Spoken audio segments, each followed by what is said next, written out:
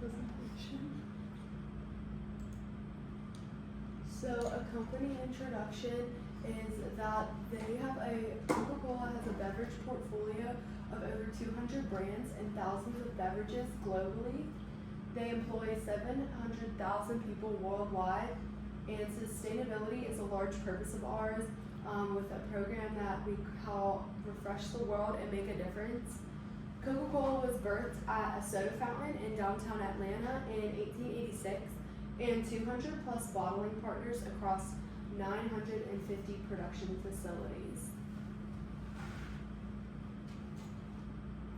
Our value proposition is that our vision is to create the brands and drink choices that our community loves and enjoys, to refresh them in body and spirit, and we wish to accomplish this in ways that project a sustainable business and a better future to make a difference in the lives of our customers and the planet. Our important focuses we strive to display our diversity by focusing on different brands and drinks for different types of people, an emotional connection, like happiness, celebration, and nostalgia, sustainability initiatives aiming to reduce environmental impact, and health accessibility, broadening our choices to include more fitness accommodating choices. Strategic planning for our company would include the use of full suite of revenue growth management, or RGM, tailored to their brand construction to consumer and customer needs. We plan to grow and sustain global category leads such as Coca-Cola, sparkling flavors, hydration, sports, coffee and tea, nutrition, juice, milk, and plant and emerging categories. In addition, strengthening our health-conscious profile by helping guide consumers to make preferences toward healthier options. And another part of our plan is to position our brand as leader in sustainability and highlight our community impact, such as charities and recycling and different things like that. Our consumer and buying behavior, a consumer analysis of our existing customers is about 10 to 25 years old and 26 to 65 years old. Their network of 11 million monthly active visitors on its web platform belong to countries like the US, Japan, Brazil, Mexico, and Spain.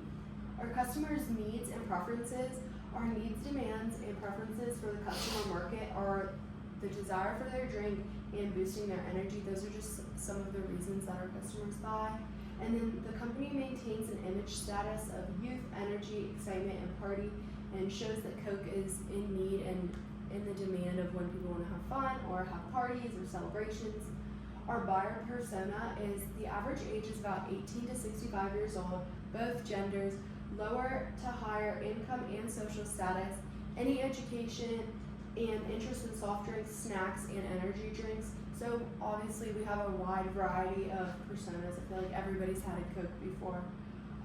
Some of our buyer habits are most customers have brand loyalty to Coke, meaning that if they go to Coke once, they're more likely to come back than to switch to a different partner. Some of our buyers have a lot of impulse buying, such as in grocery stores, there will be a Coke freezer right next to like the checkout. Routine purchases that do not require much thought. If you like something, you're more likely to buy it again and stick with it. And then the emotional and nostalgic purchases, which is like the older generations, that's what's been around the longest, and that's what they are most likely to grab. And then lastly, the health and social influence, which would be like the low calorie or zero sugar type of drinks. Our SWOT analysis includes our strengths, which would be powerful brand recognition, strong product portfolio, and variance, meaning we have a lot of different brands and then a lot of different drinks within those brands, as depicted by this chart right here. We have a large market share as well as a large marketing budget and expertise. And we also have a lot of global reach and distribution. Coke is not just limited to the US, but it's all over the world. Some of our weaknesses do include possible health issues, especially with our less health-conscious options, like the full sugar. Some people choose to stay away from pop if it's not diet or different things like that. Product similarity with competitors could lead to infringement lawsuits, especially like big partners like Pepsi. environmental criticism, saying that our cans or anything is bad for the environment. And then lastly, our dependence on carbonated soft drinks. Pretty much our whole brand is built on that, so if that were to be lost for some reason, that would be pretty detrimental. Our opportunities include digital and social media growth and emerging markets. These kind of go together based on the growth that we've seen in social media over the past 4 years.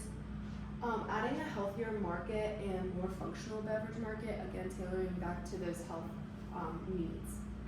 The sustainability and purpose-driven branding of our company focuses on lessening the environmental impact that other competitors might have, and also just partnerships and collaborations. This could be with athletes, teams, brands, anyone who wants to partner with Coke or any of our various brands. And lastly, we have threats would be obviously intense competition, like the leading one would be Pepsi. Government regulations or economic uncertainty, that's always an issue with any company though, I feel like. And consumer preferences changing. However, we do have an ever-changing market that we try to keep up with the trends, but that is still a concern. Reputation risks and pollution lawsuit that could be possibly impacting our growth. Coca-Cola offers a wide spread of products and services. They offer sodas like Sprite, Coke, Fanta. They also offer water/hydration beverages such as Dasani, Smart Water, and Powerade. They also offer coffee/tea like Gold Peak or Fuse. Not only that, they offer juices such as Minute Maid, Simply, energy drinks, Monster, Burn, Relentless, and beverage dispensing systems and partnerships. Coca-Cola has approximately 6 marketing channels. The first one is traditional advertising channels, and that's stuff like television commercials, radio ads, billboards, and they also are involved in digital and social media channels like social media platforms like Instagram or X, influencer partnerships, and online advertising. And the third one is retail and point of sale marketing, and that would be like supermarkets and convenience stores, restaurants, fast food chains, and vending machines. They also are involved in event and sponsorship marketing that involves like sports sponsorships, music and cultural events, and campus and youth programs. The fifth one is public relations and corporate social responsibilities. That involves like community initiatives, environmental sustainability campaigns, and press releases and media coverages. And the last main one is direct to customer and e-commerce, and that has to do with like Coca-Cola stores, partnerships and delivery apps, and subscription boxes and limited time editions. Coca-Cola's main promotion strategies is that they focus on emotions and experiences. Their most famous slogan is "Share a Coke," and I feel like that promotes happiness and friendship. I would say they make the most money from partnership, and some of their biggest partners is McDonald's and FIFA. And like you see in the image down there, the personalized bottle, their whole goal is to make it Coke personable to you, and I think they do a good job of that by putting names in bottles and stuff like that. So some of the targeting areas for Coke would be like Atlanta. That's where their main headquarters is at, and I believe the Coke Museum is there as well. So it's like a great place to kind of push it. Another place is Alpharetta, Georgia. They have very large corporate offices and presence. It's just great for pushing the product. And another place is Allentown, PA, and they also host a very significant area of corporate offices. Some of the targeting tactics that they use is having diverse products like their sodas, their sports drinks, and their water. They're also big into niche marketing, which is helping market alongside different customer trends and what people might see as a better product. They also like to mass market and appeal to everybody around the world, since Coke is a very large company. So some of our elevator pitch key points throughout this that we would focus on to giving an investor would be focus on the values and goals for a company, highlight our marketing channels, strategic plans, and growth, giving a summary of our diverse products and services, explaining our target market and our audience, promotional material, analyzing our consumer and buying behavior, as well as our global outreach. And then these are some promotional materials featuring health partnerships, community engagement, limited edition flavors and deals. And then, so these are some AI generated images. The first one we have up there focuses on a health deal partnering with like an Apple Watch, getting a free Coke with so many steps.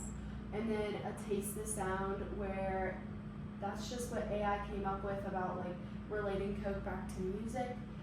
This is a mystery flavor quest that AI also came up with about possibly creating a product where it'd be a mystery flavor of Coke and then unlocking it with a game or like a discount code to see what flavor you actually got in the bottle. And then a flavor fusion lab, they have these similar to where you can kind of customize your own drinks or pick what drink you want out of a Coke vending machine, but this would allow you to make your own flavors based on different like syrups and different things that the machine would have in it. This would be a flavor forecast flash sale, different flavors like tropical heat wave, and then just advertising different deals that would get customers' attention. I feel like Coke is so well known that it doesn't necessarily have any flashy advertisements, so I feel like this could bring something new to the market.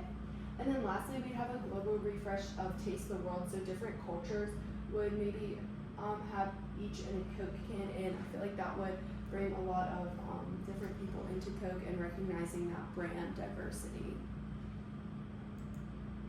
And these are our sources.